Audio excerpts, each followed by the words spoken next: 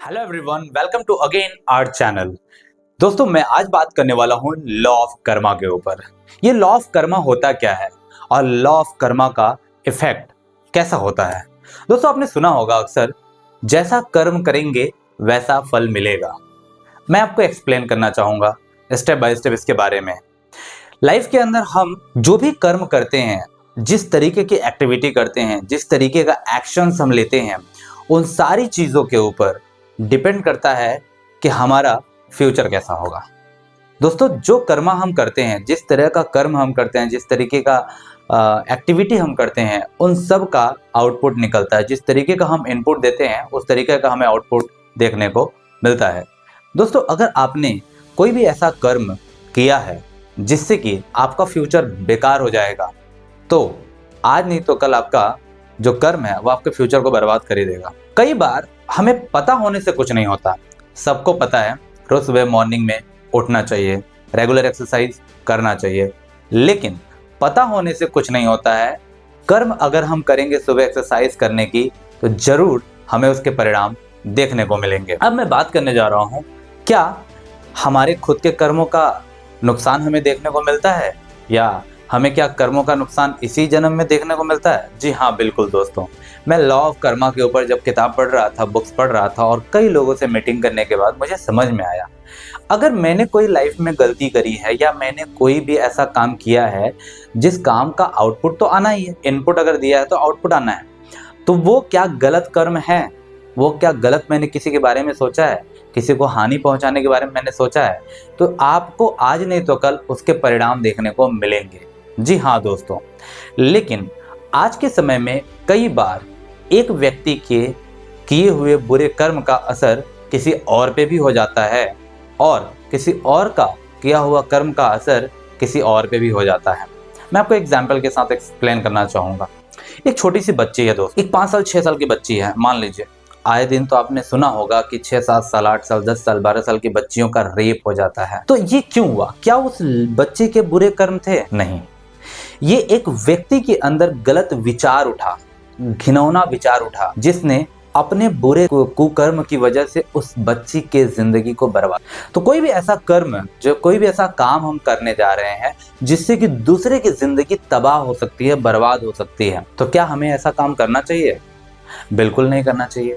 लेकिन अगर आपके जीवन की बात आती है, आपके फ्यूचर की बात आती है, तो वहां पे क्या सही है, क्या गलत है? कर्म को आप उस हिसाब से मत देखिए कि लोग क्या कहेंगे। कर्म को आप उस हिसाब से देखिए कि आखिर में एक शक्ति, एक भगवान, गॉड, अल्लाह, खुदा, जो भी आप बोलते हैं, कहीं ना कहीं एक एनर्जी, एक शक्ति है जो आपके हर कर्म का हिसाब रखती है।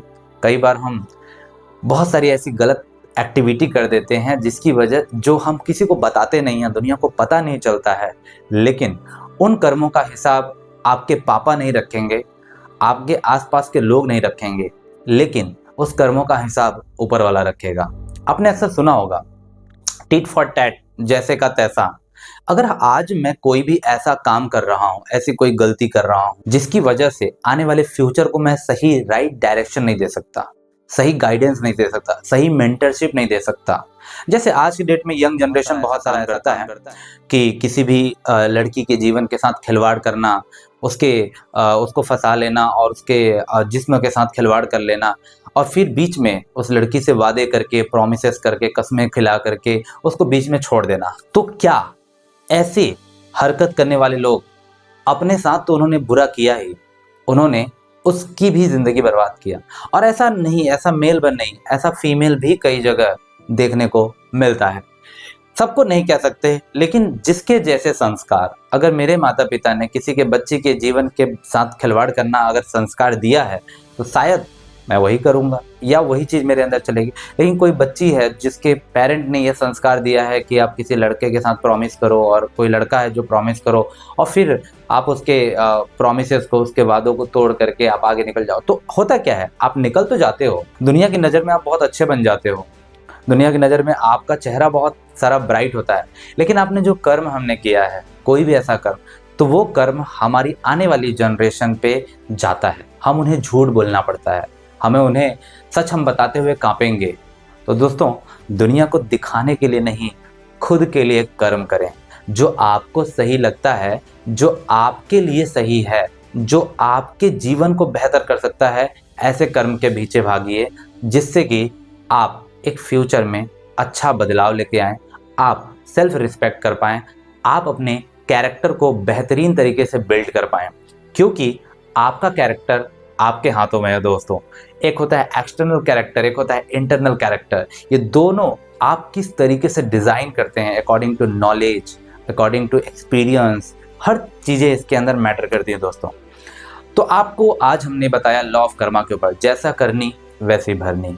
जी हाँ दोस्तों, तो आज के सेशन में बस इतना ही। जय हिंद, जय भारत। मिलते हैं किसी नेक्स्ट वीडियो में। अगर पहली बार चैनल पर आए तो सब्सक्राइब करिए, बेल आइकन को दबाइए ताकि नेक्स्ट नोटिफिकेशन आप तक आ जाए।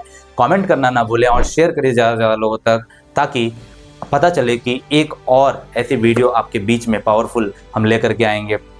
लॉ ऑफ कर्मा जैसे और लाइफ के लेसन्स के ऊपर हम बहुत सारे वीडियोस लेकर के आए। कमेंट करके बताएं ये वीडियो कैसा लगा। जय हिंद, जय भारत, वंदे मातरम।